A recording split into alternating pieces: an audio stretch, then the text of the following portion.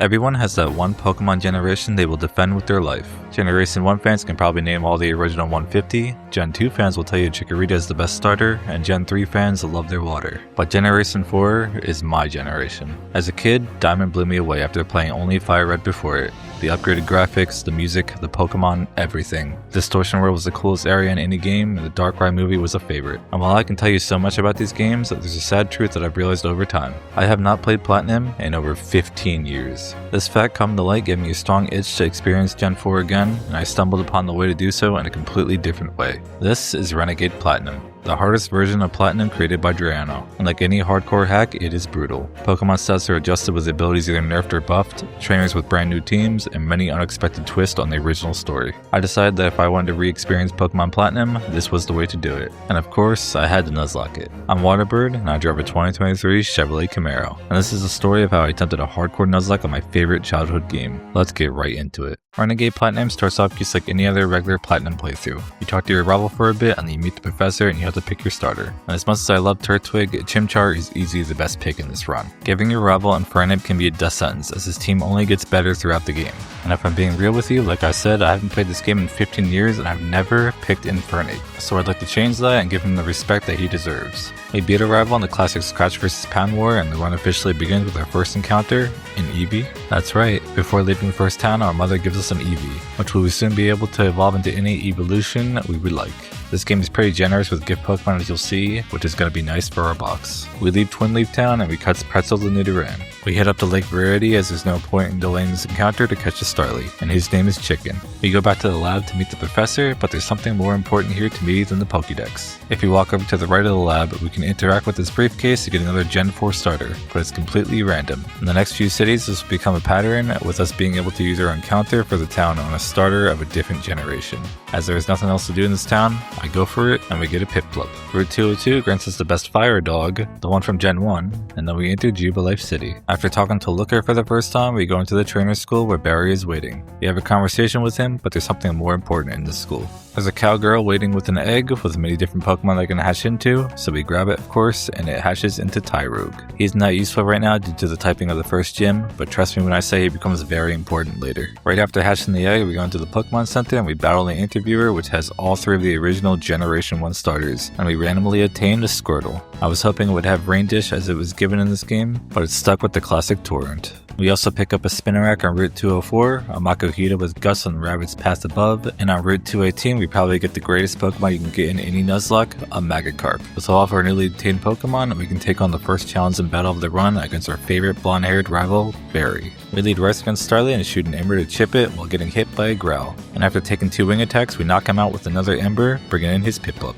We switch to our own Piplup and trade hits that barely do any damage to each other until Salmon gets hit by a critical hit, and while he barely lives at 1 HP, it makes his fight a lot trickier. I send in Toast to see how much damage he would take, and it is way too much for my liking, so I switch to Chicken, who takes a Water Pulse on switching, but gets confused. Luckily, I break the confusion and we use a wing attack, but it only takes the Piplup to yellow, and another Water Pulse kills Chicken, giving us our first death. Pretzel enters and Barry uses a potion, but gets hit by Pretzel's Poison Fang, which takes him down to half and also poisons him. The next turn, another Poison Fang takes the Piplup out thanks to the extra poison chip damage, and Munchlax comes in. I use a double kick, which does a good chunk of health, and only get hit in return with a tackle. Another one takes him down to red, but the next tackle does more damage than I thought, and I live at 1 HP again. Lastly, I switch to Plum to secure my life as Munchlax dies to the poison, winning us a very ugly fight. If I'm gonna beat this game, I have to play much better than I just did. After Barry, we get a fitting replacement for Chicken on the same route, and battle our way through to make it to Oreburgh Gate, where we catch a Geodude.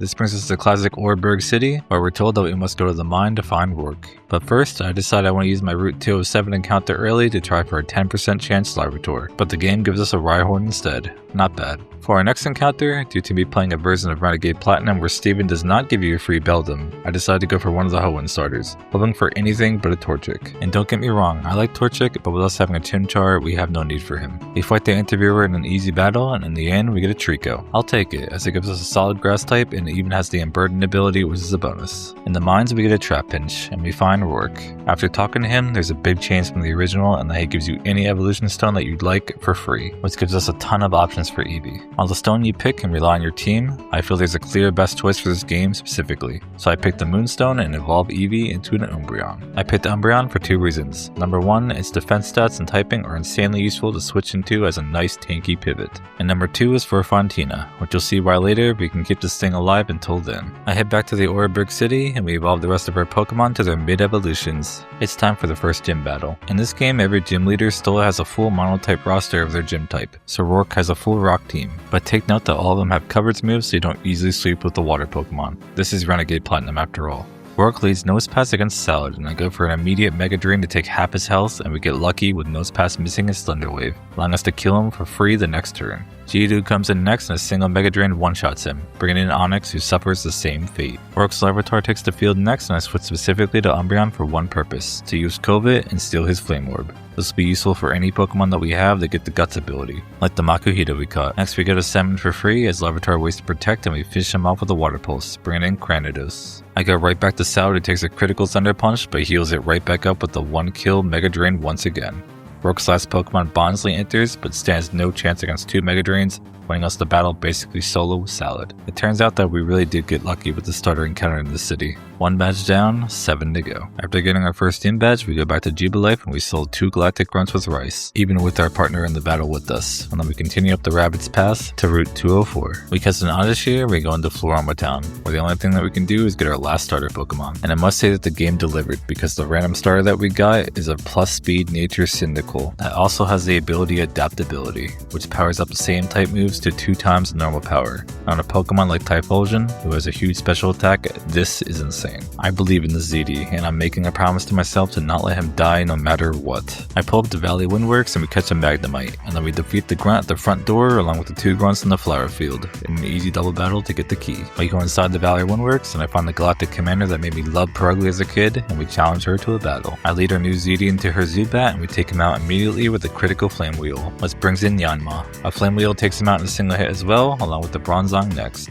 Purugly comes out and I switch to Rice who takes a Fake Out, and then a Facade before hitting her with a low kick for good damage. This procs her Sister Sperry and I switch to Salsa who takes her out easily with a Vital Throw thanks to being burned with the Guts ability. Mars leaves the Windworks and I continue on pretty proud of my progress in this early game so far. We head out and travel up Route 205, catching a Pachirisu along the way and entering a Terna Forest. Right when entering we battle Cheryl, who we deal with easily thanks to Salad and Salsa. She travels with us to the end of the forest and after saying goodbye we go right back into the forest and encounter a Slacketh. A great encounter. But while slacking is great, the clear best encounters in this area come from the old chateau. Inside there are 2 static encounters, a Gengar and a Rotom.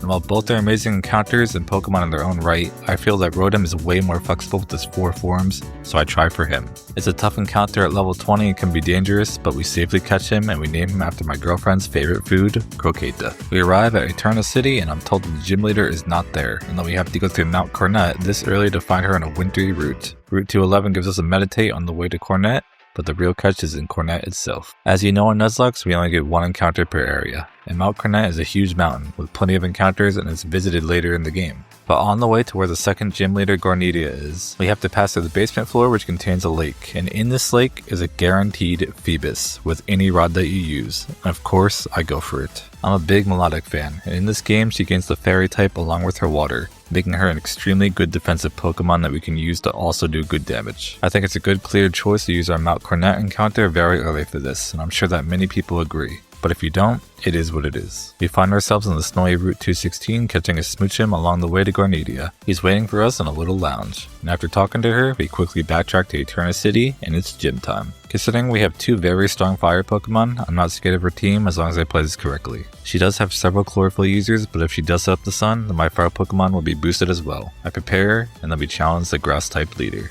She leads Blossom against CD, and I go for a Flame Wheel, taking her down to yellow and getting hit by a Stun Spore in return, which procs my Cherry Berry. Another Flame Wheel takes out the Blossom, and I learn Lava Plume after killing it, an amazing move. Tangela comes in, and I immediately use Lava Plume, one-shotting it and showing the raw power of her new move. Grotile enters next, and I switch to Dragon Fruit to be safe as Grotile knows Bulldoze. He leads Hisas on Protect, and an Ice Fang takes him down to half, but I quickly realize that this stall set is very annoying with his Protect and leftovers. The Grotile heals up to basically full as I'm on yellow, so I try a new strategy and I switch to Pretzel. I use Stealth Rock for Cherum's Focus Sash while getting hit by another Leech Seed, and then we use a big Poison Fang taking him down to yellow again. The tanky Grotile bulldozes in return and heals up quite a bit, so I decide I want to switch again so he doesn't heal any higher. I send in ZD on a turn I know he will protect, and I use Lava Plume taking out his Grotile like I should have done turns ago. As ZD is faster and I think it would have one-shot it. The Cherum enters and sets up Sunny Day, but he falls now to his sun boosted Lava Plume thanks to my Stealth Rock breaking his sash. The Roserade enters next, but quickly falls to a single hit as well, forcing in the final Pokemon Breloom. I switch to Toast to intimidate him, and I take a Mach Punch which does a ton of damage, and then sadly I realize that if I want to safely win this, I have to sacrifice him. With regret, Toast falls, allowing me to bring in Rice for free to take a Mach Punch and then one-shot Breloom with the Flame Wheel. We win the battle and we earn our second gym badge, and the run continues, all thanks to Toast.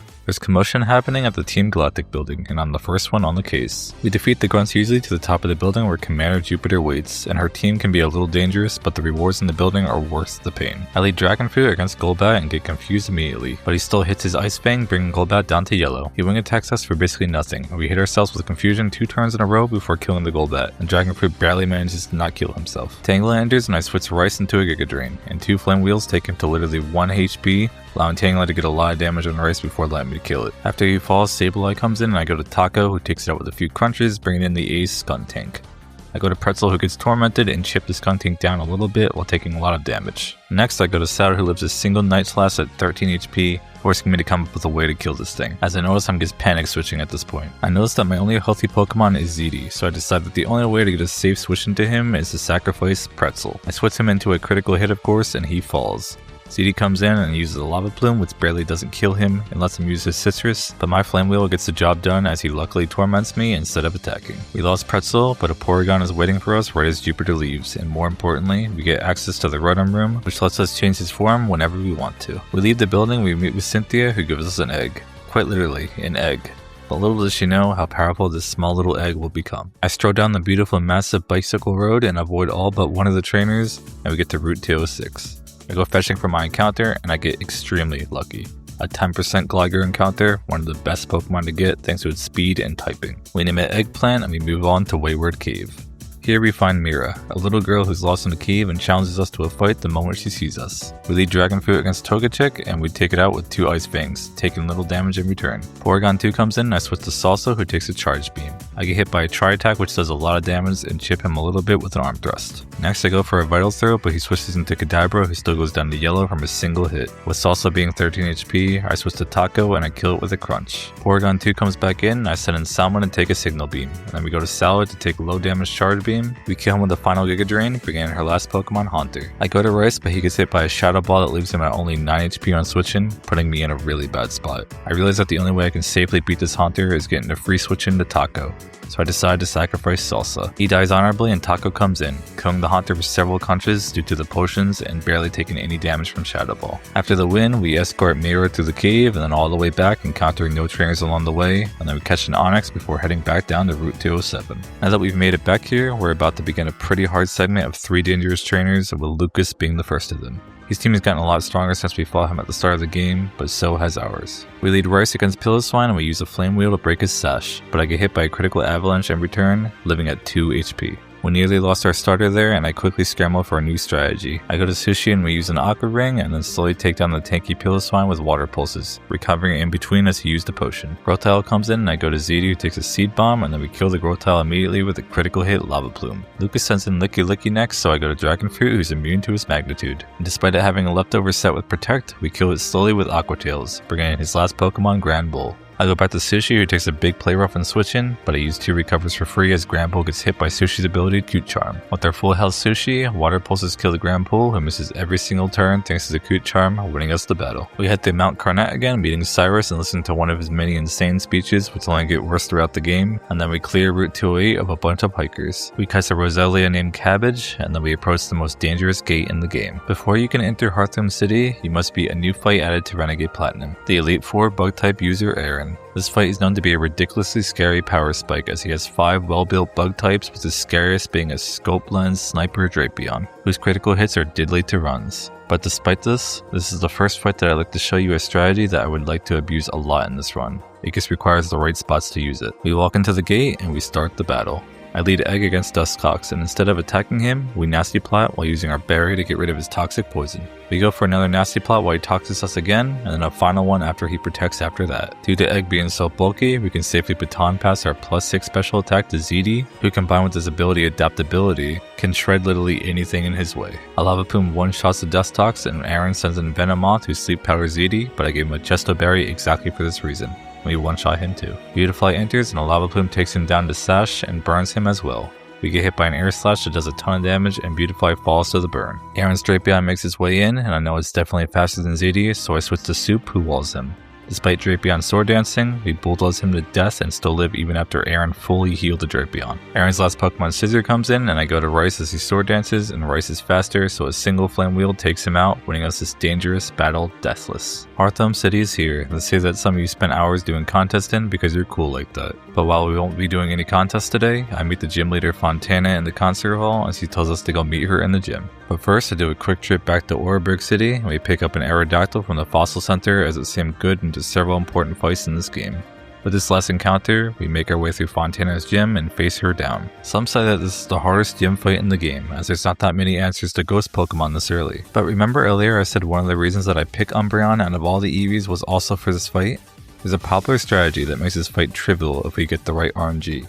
And even if we don't, Umbreon is amazing into this fight. I prepare my team, and I make sure to put Umbreon in the first slot of the party, and then we begin the battle. Fantina leads Drifloon into Taco, and the only reason that this strategy is possible is because I have a male Umbreon against her female Drifloon. Drifloon uses Calm Mind, but I use Captivate, a move that lowers the enemy special attack by 2, but only works in the opposite gender Pokemon. Due to Calm Mind only buffing the special attack by 1, every time this exchange happens, Drifloon is going down by 1 special attack. This goes on for 3 turns, and for some reason, despite his special attack being -3, he baton passes to Miss Magius, which passes the debuff special attack to her. And even better, on the turn that she comes in, due to the baton pass going first, I get off another Captivate, bringing her special attack down to -5. Knowing she isn't going to do any damage whatsoever now, I switch to Strawberry, and I kill her with a good amount of crunches. The Driftbloom comes back in, and I switch back Umbreon, and do the same exact thing. We get him a -6 special attack as he doesn't baton pass this time, and then I switch to Egg. Due to Drifloon being completely useless now, we nasty pot ourselves to +6 and we baton pass our max special attack buff to Melodic. The same exact turn I do this, he baton passes to Gengar, but my Water Pulse easily takes him out after he Will-O-Wisps me. The Drifloon comes back in for the 3rd time, and I bring him to yellow with the Water Pulse after an Aqua Ring and recover. As I'm going in for the kill, he baton passes the Spirit Tom, who gets hit by a Water Pulse and switching, and a second one kills him before he can ever attack. The Drifloon is in for the 4th time now, and he finally falls to another Water Pulse. Dusclops enters and protects for nothing because I recover instead.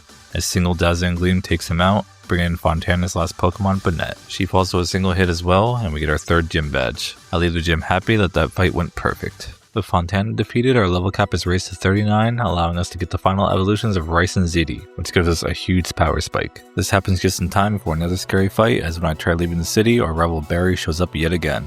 We just can't get a break for a second, can we? He leads Staravia against Croqueta, and I take him out with a single discharge, bringing in his starter Primplup. Another discharge takes him down to red and paralyzes him, proccing his Sister's Berry. He hits me with a critical Scout in return, and another discharge kills him. The big threat of his team Snorlax enters, and I send in Umbreon as he busts his special attack with Amnesia. But I ignore this for now, and we go for a Covet, stealing his leftovers and gaining it ourselves, which is a big item. He goes for another Amnesia, and I use a Crunch, chipping him. The next turn I follow up with another Crunch, and he body slams me, paralyzing me, but he also gets paralyzed too thanks to Umbreon Synchronize. We crunch him until he gets to red, and I'm at 16 health, so I need to switch to keep Taco alive. I go to our fully evolved Rice, who takes a huge body slam on switching and even gets paralyzed, forcing my Cherry Berry to be used. Luckily, I'm faster, so a close combat finishes this tanky Snorlax off and brings in a Heracross. I go to Strawberry to take an aerial ace, and 2 wing attacks kill the Heracross, defeating our rival once again. With this victory, we can now go down to Route 212 and deal with the Galactic in the mansion. We blast through the duo guarding the gate in a double battle and defeat them one by one inside the mansion, as their Pokemon are all pretty weak. There's also a fun but scary triple threat where we have to beat them in exactly 6 turns, and they each have 1 Pokemon each, which we do flawlessly. At the end of the mansion, we fight a double battle with our rival against Saturn and the old man who owns the place, and defeat them by switching between all our Pokemon while Barry Snorlax makes work of their Pokemon. There was a moment where Aerodactyl barely lived at a single HP, but Dragon Fruit safely carried the second half of the fight. And after the victory, we walked to the garden of the mansion and we catch a Cleffa, an amazing Pokemon to have due to the bulkiness of Clefable. Now, we start our journey to Maylene. We go back to Route 209 and stop by the Lost Tower to hopefully get a good ghost type Pokemon, but we end up with the Duskull instead of Gengar that I would have liked. The Solcian Ruins give us a Choice Scarf, which would be great to outspeed everything on Typhlosion, and Route 210 gives us a Life Orb. We reach Route 215 and we catch a Kadabra, and then we make our way through the rainy route, defeating 2 Ace Trainers at the end, which grants us passage to Vilestone City. First thing I do here is go to the arcade and we get a huge amount of items for free, such as focus sashes, life orbs, and leftovers. This is perfect timing as Maylene's gym is available right away, and I have nothing else to do, so we have to go in and battle her. We go into the gym and we move a bunch of punching bags out of the way, reaching Maylene. I plan a team based around a tricore of ZD, Egg, and Sushi against their fighting types, and we start the battle. Maylene leads Medicham into ZD, and I go for a quick Lava Plume to one-hit kill her with a critical hit of all things, and this brings in her Infernape. I go to Sushi, who takes a not very effective close combat, and we take out the Infernape with a single Water Pulse thanks to his special defense drop. Toxicroak enters, and I send an Eggplant to take a Poison Jab, and then I go for a kill with the Wing Attack, but the Toxicroak lives at 1 HP. I do a double take to see if he has a Focus Sash, but nope, I was just that unlucky. The Toxicroak uses an Ice Punch into Eggplant, who falls immediately. Eggplant could have been such an amazing Pokemon for this run, and it really sucks to lose him. I switch to Ryson and go for a Mach Punch to try to kill, but Maylene uses a Super Potion, so I switch back to ZD, and to my surprise, Maylene also switches to Gallade. This is perfectly fine as after one Lava Plume she's at yellow and burned, and the second one kills her easily as her Reflect is useless. Maylene sends him a champ and I go to Egg to take a close combat for close to no damage, and a Moonblast one-shots him. Toxicroak comes back in for revenge and nearly gets it as a Poison Jab hits and Egg barely lives at 7 HP, and a Moonblast brings Toxicroak down to yellow. I breathe for a second out of peace that I didn't kill Egg as he's putting in so much work in these battles. I go to Rice who uses a close combat on a fighting type Pokemon, and I have no idea why I was surprised it didn't kill. And my eyes widen as he Poison Jabs us in return, and we live on 1 HP. I realize I'm getting way too sloppy, so I go back to ZD like I should have before, and we Lava Plume Toxicroak, taking it out for good this time. Maylene's last Pokemon, Lucario, comes in, and I go to my last healthy Pokemon, Dragon Fruit, who kills him with 2 Aqua Tails and barely lives as well as one of them missed. We get our 4th gym badge, but that was a really messy fight that could have easily resulted in a wipe. If I'm gonna beat this game, I need to focus. We head out and we bully some Team Galactic grunts in a double battle, and we head down to Route 214, catching Meatball, Peach, and Porkchop. There's not much else to do besides to head into Pastoria City, where we find out that Wake is not in his gym. A very common theme in this game. We find out that we have to go west to the swampy Route 212 to find him, so we set out. I will say that one thing I love about Platnium is how well it does different environments. They just all bring so much variety into the game, even the swamps. We defeat some more Ace Trainers at the end of the route, and we meet Wake once again. He tells us to meet us at his gym, and I obey. The only problem is that when I'm about to walk into the water gym, Barry ambushes us for another battle. His team is only getting stronger throughout the game now, so we need to be careful of him or we can easily wipe at any point. I lead Croqueta against Staraptor and we use our Focus Sash to live a huge double edge and one-shot him in return with a Thunderbolt. Barry sends him Breloom next, so I go to Tomato who takes a Rock Team on switching, and he gets Spored the next turn. But luckily, I planned for this, so my Chesto Berry wakes Tomato up and the Draining Kiss brings down a Breloom to his Sash, thanks to a critical hit.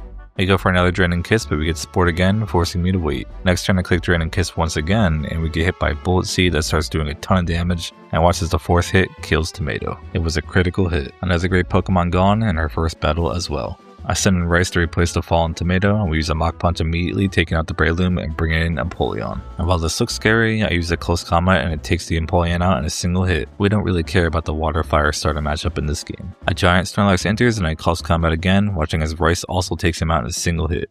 This is why we picked Infernape. Arcanine enters and I switch Rice out to Sushi, who's immune to his outrage. The next turn we get hit by a Thunderfang, which does respectable damage, and I hit him with a Water Pulse, bringing him down to yellow. The Thunderfang does way more damage the next turn, leaving me at 24 HP, but that's just enough to let me kill the Arcanine. Barry's last Pokemon Heracross comes in, but Dragon Fruit takes him out with some bounces, winning us the battle. It was a scary fight, but we're not allowed to take a break now, as the next gym battle is pretty dangerous. Normally in Renegade Platinum, the solution to beating Wake involved getting the Sunny Day TM or using a Sun user to get rid of his permanent rain. My problem is I remember earlier I said I was using a different version of Renegade Platinum that randomized the stars we got in the cities. It also just happens to move the Sunny Day TM to after the gym, and I spent 20 minutes looking for this TM until I realized it was not there. All I wanted was some quality of life updates, but apparently this version made the game even harder. Thanks Triana Gauntlet. But despite this, I came up with a strategy that I'm proud of to win this fight. It's not riskless, but I believe. We walk up to Wake after heading through his torrential gym and we start the battle. I lead Croqueta against Quagsire and use a Will-O-Wisp to burn him so he does less damage, and next I go to Soup, who takes an Aqua Tail really well despite it being super effective. This is thanks to his massive defense stat plus the burn. Then, I casually misclick Rock Slide and take more damage. Back on track, I click the right move I wanted to click before, Stealth Rocks, which is essential to the strategy. I also decide to risk a crit by clicking Sandstorm, and it works out as we live in 4 HP and we get it up. Now I go to Hummus, who has a Focus Sash and he lives on 1 HP on switching, and this was so Quagsire would fall to red thanks to the burn and Sandstorm. With this done, we go to Egg, who gets a free switching now thanks to Wake using a potion, and I start spamming Nasty Plot. Despite Quagsire knowing Ice Punch, the damage is laughable thanks to the burn. Luckily, we don't get hit by any crits. When I'm +6 special attack, I use a Baton Pass into Salad as Quagsire recovers. And with a max special attack boost on a Choice Scarf Grass Pokemon in this gym, and Stealth Rocks to break Sarpedo's Focus Sash, it's finally time to attack. I use a Giga Drain to one-shot the Quagsire, the Gyarados comes in and falls next, and we sweep through every single one of his Pokemon in a single hit, even with the rain up as we're still faster than a Swift Swim Pokemon. We get our 5th gym badge and we head out of this stressful gym. But right as we leave the gym, we get notified that Team Galactic is using a bomb in front of the observatory. That's right, a bomb, and he sets it off in front of everyone. We chase down the eco-terrorist all the way past his fancy little resort and we battle his single Toxicroak. With us, Cynthia find us and we get the potion to move the Psyducks away from Route 210. After being told by Cynthia to go talk to her grandmother, we battle our way through the mountainous pass until we get jump scared by Lucas right before entering Celestic Town.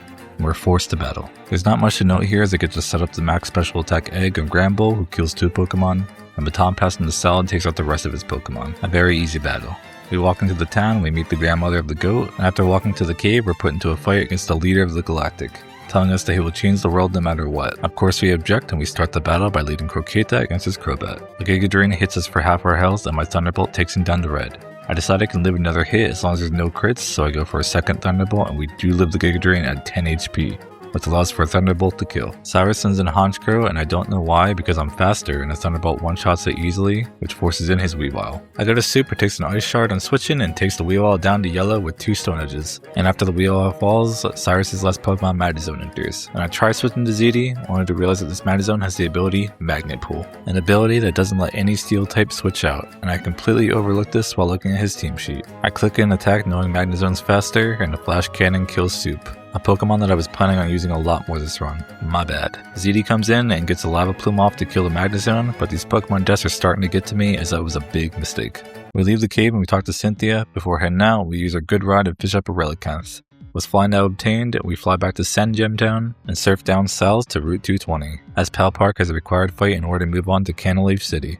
On this route, we also catch a Wingull, and I'm extremely happy as it has the ability Hydration, which when evolved to Pelipper turns into Drizzle, making him the premier rain setter of our box. We continue surfing through Route 221 and we grab a Tentacool, and we arrive at land and make our way to the Pal Park, where we have small talk with the Professor Oak, and he tells us to get acquainted with the 2 people in the corner. These 2 just happen to be our next big mark, which is the Elite Four Unova Caitlyn accompanied by Durock. Turns out that Caitlyn's gets there for show and we're only fighting Durock, but his team is full of 6 deadly Pokemon, with one of them being the legendary Entei. And that's not even the biggest threat as he has a Life Orb Metagross that can certainly catch you off guard. We lead Croqueta into his Gallade and we live a Leaf Blade, and then we burn him with a Will-O-Wisp. This is all I wanted to do with Croqueta, so we switch to Dragon Fruit to get an Intimidate drop, and we see that lowering Gallade's attack is already working, as he switched into a critical hit Leaf Blade and it barely did anything.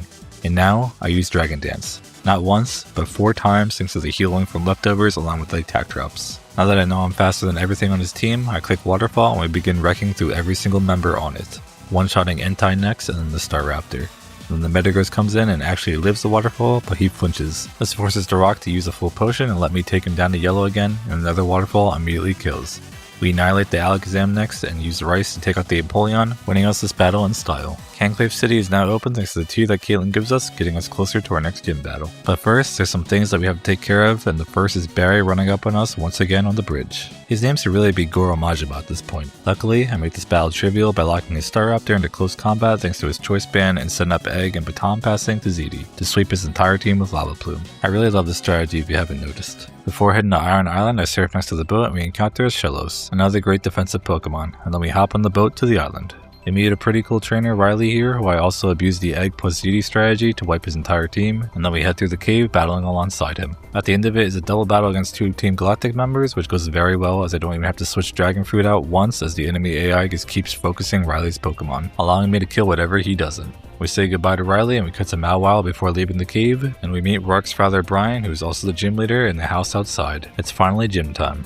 We head back to the city and climb the Pillars of Steel, defeating all the trainers with our fire types, and at the top, Brian awaits us. And as you know by now, I have 2 really good fire types, so I made a plan to abuse one of them. Brian leads Bronzong and I lead Rice, and we use a taunt to stop him from using his screens. I quickly switch to Salmon, who takes a Gyro Ball, and then we set up the Stealth Rock to break his aggron stash in the back. Next we go back to Rice and use a perfectly timed taunt again to stop the screens.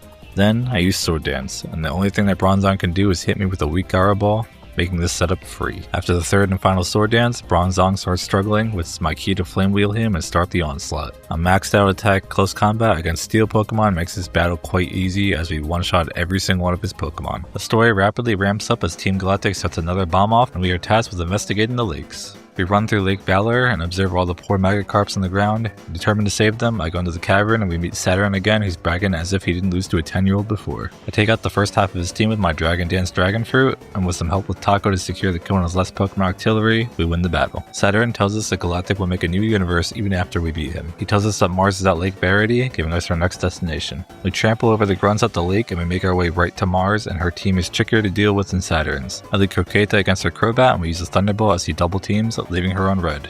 The next turn I get hit by a Hypnosis, forcing me to switch as I don't have a berry, so I go to Egg. Crobat hits us with a Brave Bird that does a ton of damage to Egg, and then we take it out with the Moonblast. Bronzong enters and I go to Rice and set up Sword Dances just like I did on Brian, as this Bronzong has the same exact defensive set, so the Gyro Balls do nothing. My fully boosted Flame Wheel takes it out along with the Yanmega in the back. Per Ugly comes in and to my horror he moves first, using a Body Slam and leaving Rice thankfully at 11 HP, allowing us to kill her with a close combat. Kangaskhan comes in and I know his Fake Out 100% kills us due to how low we are, so I switch to Dragon Fruit to take a Fake Out and then we Intimidate drop him. We take him down to about half with Waterfall and then I switch to ZD, who takes a double edge well on switching.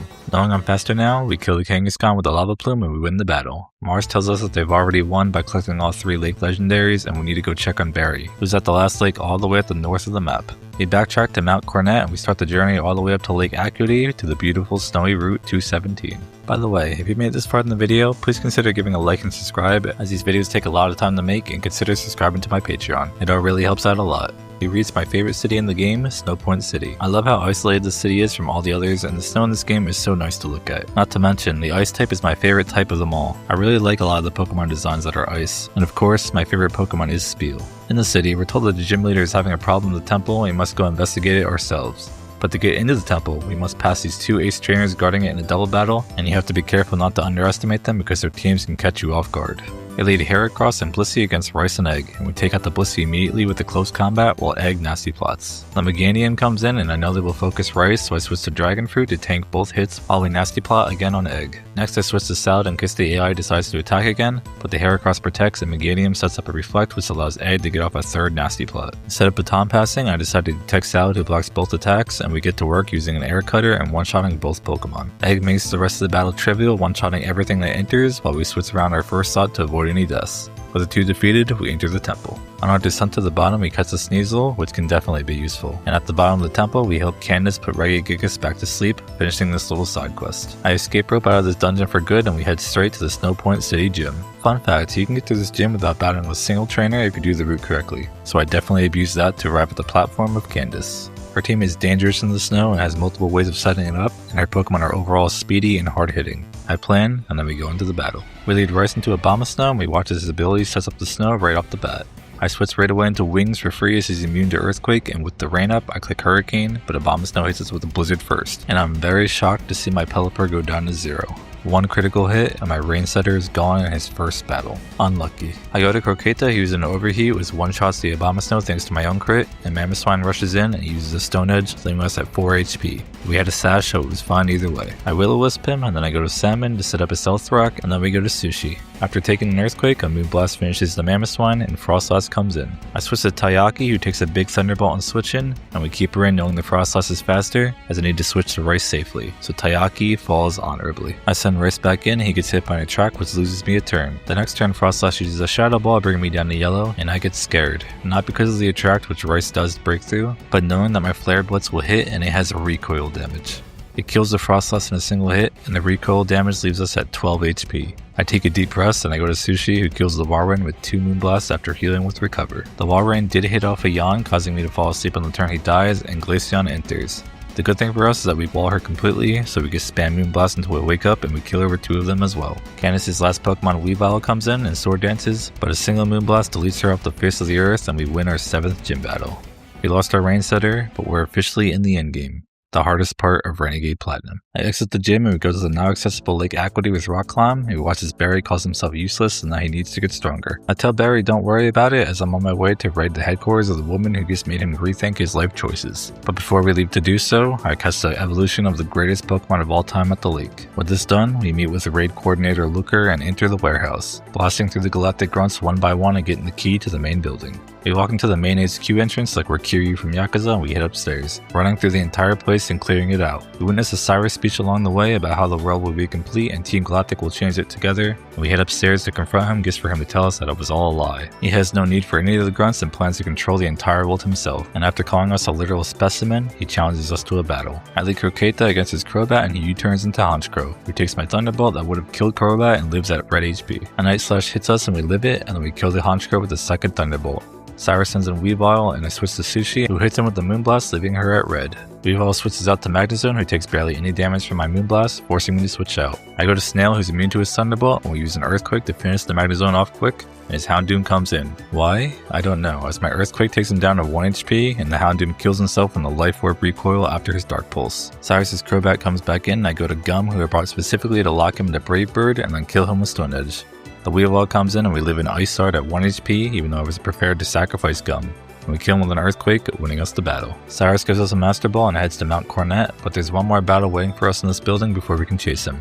In the basement, the legendary Lake Trio is imprisoned, and we must defeat Saturn again to save them. He leads Bronzong, which you may have noticed I set up on every time in the past battles, but this Bronzong is built way more offensive, specifically to our Infernape and Togekiss, so we can't set up on him this time. I taunt him, and then we switch to Salmon to set up Stealth Rocks, and we kill him slowly with Surfs. His Rhyperior comes in, and I switch to Egg to tank a Hammer Arm, and then I click Nasty Plot. I didn't say anything about not being able to set up on Choice Specs Hammer Arm Rhyperior, did I? At max special attack, I baton pass to Ziti, and we wipe his entire team with Lava Plume.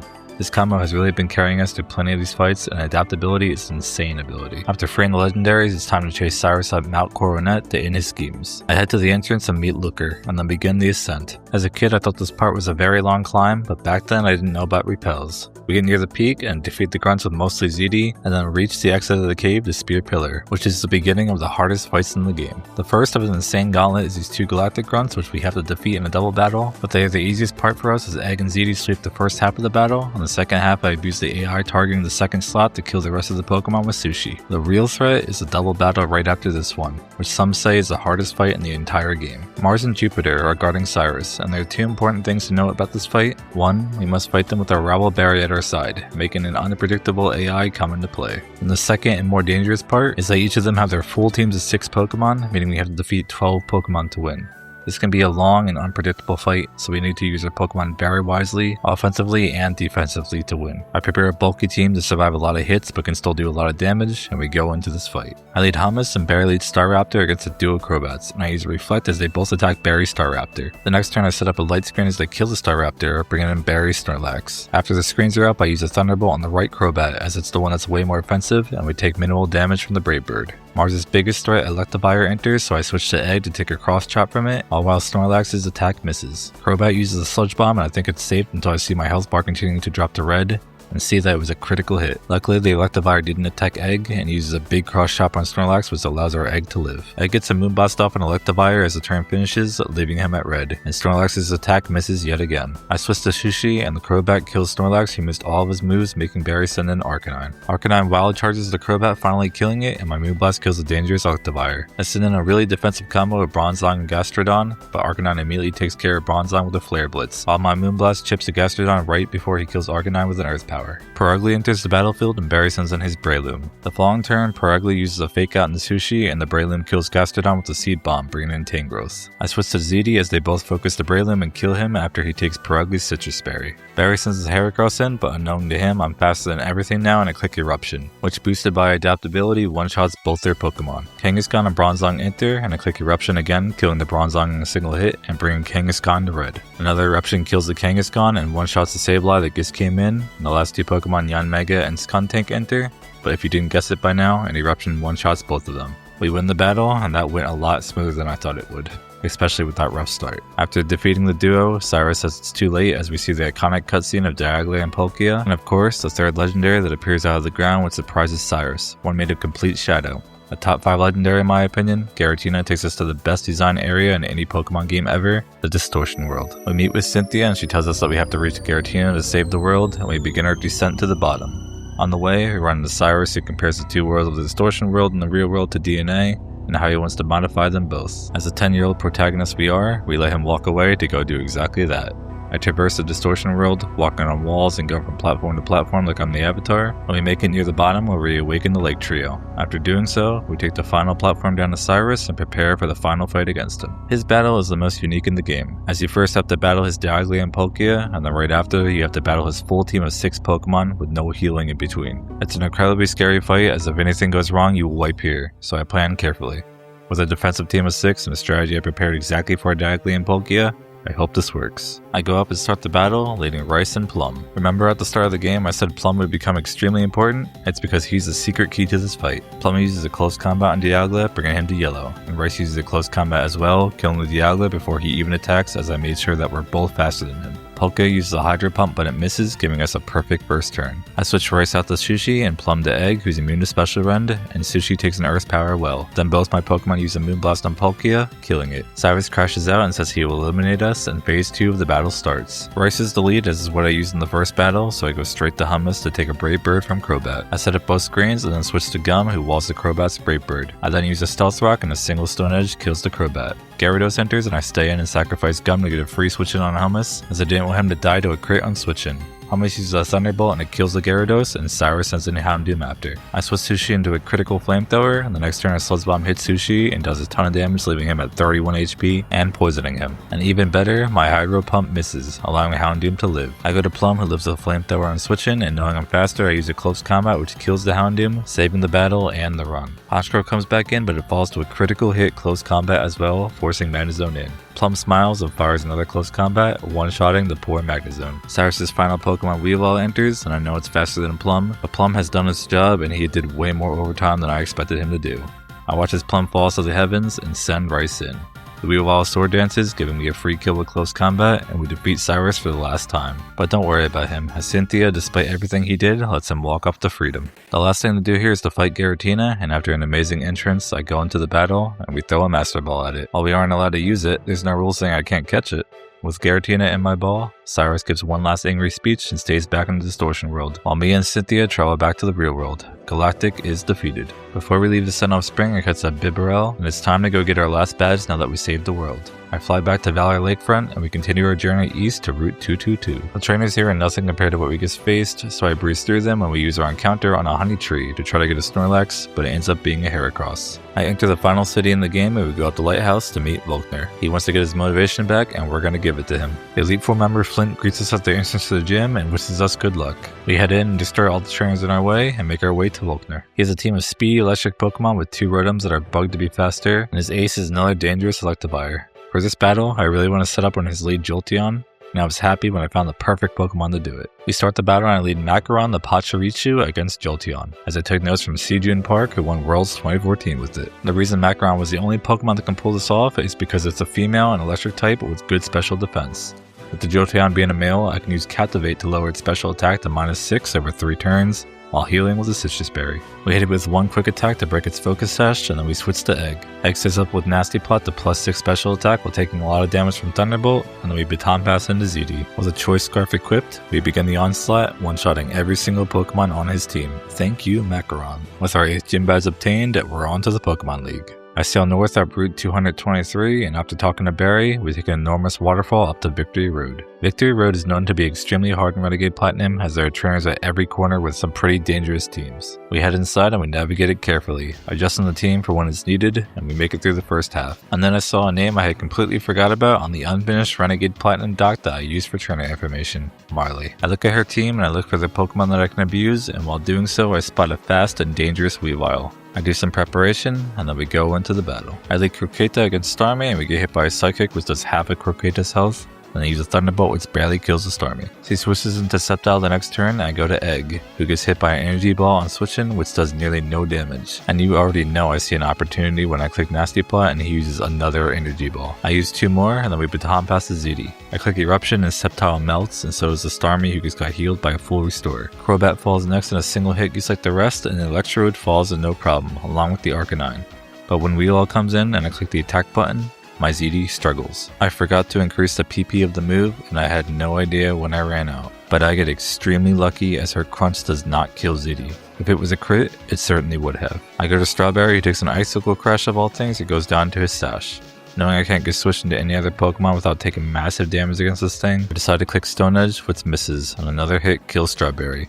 I go to Snail, who takes an Icicle Crash while also going down to Yellow, and my Stone Edge misses. I got on my last healthy Pokemon Dragonfruit, who thankfully takes the hit much nicer with the Intimidate drop, and I click Waterfall, but we get hit by an Icicle Crush, thankfully leaving it at Yellow, and we kill her as her health has been lowered so much due to the Life Orb she was carrying, winning us this scary battle. After our victory, Marley asks us to escort her through the cave, and if it was up to me I'd say no because she murdered my Strawberry, but unfortunately the game does not care about my decisions. We lead her to the end of the cave, and I carry the double battles by letting her Pokemon die so mine can sweep. Near the end of the room, Marley says goodbye. I exit the cave to the right and we explore, and then we come to a giant rock with a very familiar person standing in front of it, Lucas. He wants one final battle against us and we give him it. I lead Porkchop into his Alakazam for one purpose, to spam Captivate. He managed to use it 3 times, lowering the Alakazam special attack to -6, and I decided to try to buff Porkchop with Nasty Plots to baton pass it. On the 3rd Nasty Plot, the Alakazam dropped our health all the way to 5 HP thanks to an earlier crit, so even though I click baton pass, he's faster and kills my Porkchop with a Dazzling Gleam. If I'm being honest, I brought Porkchop only to lower his special attack to -6, so he did his job and I did not mind this at all. I go straight to Egg with Nasty Plot in his face to max special attack, and I go directly to ZD. And you already know what happens now. We use Dragon Fruit to finish off the battle, and Lucas says we're ready to challenge the Pokemon League. I definitely agree. We go back to the Victory Road and run back west, and we battle our last few trainers, with the last one being an Ace trainer, and walk out of Victory Road alive. We have arrived at the Pokemon League. Normally this is where we celebrate that we made this far and craft our Elite Four team. While I already have a good idea of what I'm going to bring, those of you that have been keeping track of someone knows there's still one last battle before the Elite Four. We walk up to the badge check and are ambushed by Barry, who wants to battle us one last time to prove he's gotten stronger. Sadly for him, I need to prove that he hasn't changed one bit. I lead Hummus into Staraptor and we take a close combat while setting up Reflect. It does a ton of damage, but I got the Reflect up and now I can switch to Egg. With Staraptor locked into close combat, we Nasty Plot the +6 special attack as usual, and then baton pass to Z the turn he starts struggling. ZD uses Eruption, killing the Staraptor, and the Empoleon enters. Even the Water-type starter falls to a +6 Eruption, along with the tanky Snorlax that comes in after it. Heracross is next, and Breloom gets one shot as well. Arcanine enters, and I'm out of PP on Eruption, so I go to Snail, who takes way more damage than I thought he would while getting hit by a close combat, and he dies to a Flare Blitz after. Oops. It's okay as I send Croqueta in to save the day and take a hit, and then kill the Arcanine with the Hydro Pump, defeating our rival for the last time. He's not ready for the league, but you know who is? We are. I scanned through my full box of pretty good Pokemon, but I already had an idea of my Elite Four team a while ago, and I'm sure that you can guess most of the team. The first of the Elite Four team is none other than Egg the Togekiss, the defensive core of the team, and of course the sole buffer for the next Pokemon, ZD. ZD has been the core sweeper of the team, melting through everything in his path, and this duo is a certain victory if I play the battles right. But they cannot fight alone, as the Elite Four has a ton of Pokemon that counter them, so I introduce you to our electric and screen setter, Hummus.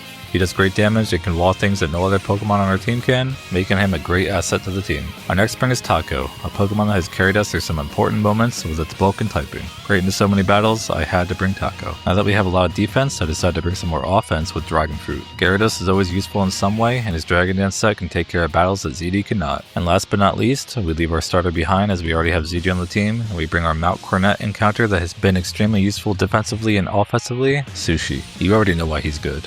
With this team, I walk up to the Elite Four and we do the badge check before the gauntlet. It is important to note that every single Elite Four member has 4 different teams that they can bring, making it much harder to team build around them. You might have a really good matchup into 3 of their teams and a bad one into the 4th. The Renegade Platinum Elite Four is no joke due to the randomness of this, so I had to go through every single team to make this lineup, and I hope it works. I pass the badge check and we walk into the gauntlet of the Elite Four. We're greeted by Aaron, who we beat once before, and he's even more dangerous now. We make small talk with him, and we start the battle. I lead ZD, which is amazing into all his leads, and Aaron leads a Venomoth. I know him faster, so I just click Eruption, and the Venomoth's health falls to 0. Armada comes in next, and I click Eruption again, one-shotting him. Drapion is next, and Eruption kills him too. Pinsir falls the same way, along with a supposedly tanky Fortress after him. When Scyther comes in, I switch to Hummus to kill him with a Singer Thunderbolt, and the Elite Four Aaron falls to no setup at all. It turns out the first Elite Four was the easiest fight in the game for us. What a surprise. Bertha is next, and the ground type user has 2 different leads that both set up Sand, Hippowdon, and Tyranitar. And as crazy as it sounds, I want to face against a team that has the Tyranitar lead as it has a Choice Scarf. If I lock it into a bad move, I can abuse it. We approach Bertha and we start the battle. I lead ZD and I get pretty happy when I see Tyranitar on the other side of my screen, but this isn't a free victory like the last battle just yet. I immediately switch to Taco to ensure that Tyranitar clicked Earthquake like I planned, and he does. Seeing as he's locked into it, I go to Egg using immune to Earthquake, and we set up 3 nasty pods so we're completely invulnerable, and then we kill the Tyranitar with the Moonblast. Mamoswine comes in and uses an Icicle Crash, which I'm pretty sure that would live, but I didn't realize how much damage it just would do as we live at 18 HP.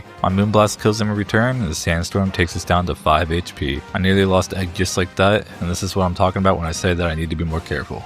Bertha sends in Rhyperior, but I know I'm faster, so I use a Moonblast taking it out, and I know it won't die to Sandstorm as the leftovers healed us back to 18 HP, exactly where we were after we killed the Mamoswine. Dugtrio, on the other hand, I know is faster, so I need to switch. I send in Sushi, who gets lowered to half health from a big Stone Edge on switching, but it's okay as I avoid the next one, and we set up a Rain Dance to get rid of this annoying Sandstorm, and more importantly, make his Sandville ability useless. I get hit by another Stone Edge, and then we use a Hydro Pump, which annihilates the Dugtrio. Swampert enters, and I go to Dragon Fruit for free due to a Swampert using an Earthquake, and I use 2 Dragon Dances as the Swampert can't kill me, and we kill him with 2 Waterfalls. Bertha's final Pokemon Clado comes in, but she falls to a single Waterfall as she's the least threatening thing on her team, which wins us the battle. 2 Elite Four down, 2 to go. The next Elite Four member is the Fire-type user Flint, who has 3 leads that set up the sun with Drought by using either Torkoal or Ninetales. He also has 1 lead which is a Rapidash that hits hard but has Sunny Day. Controlling or abusing the weather seems to be the key to this fight, and while we have abused the sun in previous battles, you have to make sure to be extra careful as Flint has some hard hitters in the sun himself. I lock the hall up to his room, and the battle begins. I lead ZD to the Rapidash lead that does not set up the sun with Drought, which is annoying because I plan to abuse the sun with ZD right off the bat. I go for an Eruption which brings Rapidash to yellow, and we get hit by a Wild Charge. A second Eruption kills the Rapidash, and he brings in Steelix. I have no idea why he sent this in, as it's slower and my Eruption one-shots it easily thanks to his Steel typing. Flint sends in his Lopunny next, and while it may not seem like it, this thing is really fast and requires caution with its fighting type moves. But instead of immediately killing it, I have another plan in mind. I go to Dragon Fruit to get Intimidate off, and then we take a Mega Kick. And with our leftovers, it really doesn't do that much damage. Next I go to Hummus while the pony sets up her Sunny Day, and then back to Dragon Fruit for another Intimidate drop, taking a guaranteed Blaze Kick. I go back to Hummus, who takes a not very effective Mega Kick, and by swapping between the two a few more times, we lower the pony's attack all the way thanks to Intimidate. With this done, I hit the Lopunny with a Waterfall to break her sash while she sets up another Sunny Day, and then I go to Egg. I use 3 nasty pots while taking 0 damage at all, and then right after, when I know the pony is going to use Sunny Day again, we baton pass to ZD. I click Lava Plume, and the pony melts. Infernate comes in, but our sun boosted +6 special attack ZD deletes him, and you're probably used to seeing what ZD does to the rest of his team by now.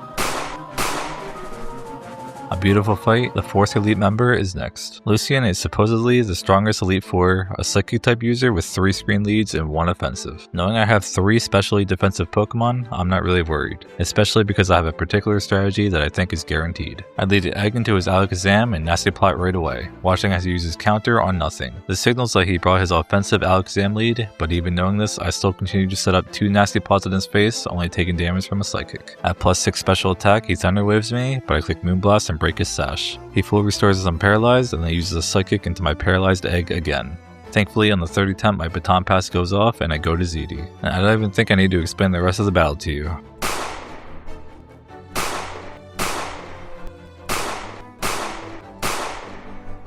The hardest Elite Four, everyone. Now, let's get serious, because while Lucian was a joke, the final battle of the run is here. And in no world is Cynthia a joke in any game. As the greatest champion in any Pokemon game, her teams are all threats. All her teams are well mixed with defensive and offensive Pokemon, and of course her signature Garchomp and Melodic are on all of them. While there's not really a lead that would benefit us massively like the earlier Tyranitar lead, I would prefer a Clefable lead if anything. With the items sorted, my team healed back up, we walk into the final hall to the champion. Inside, Cynthia thanks us for saving the world earlier and accepts our challenge.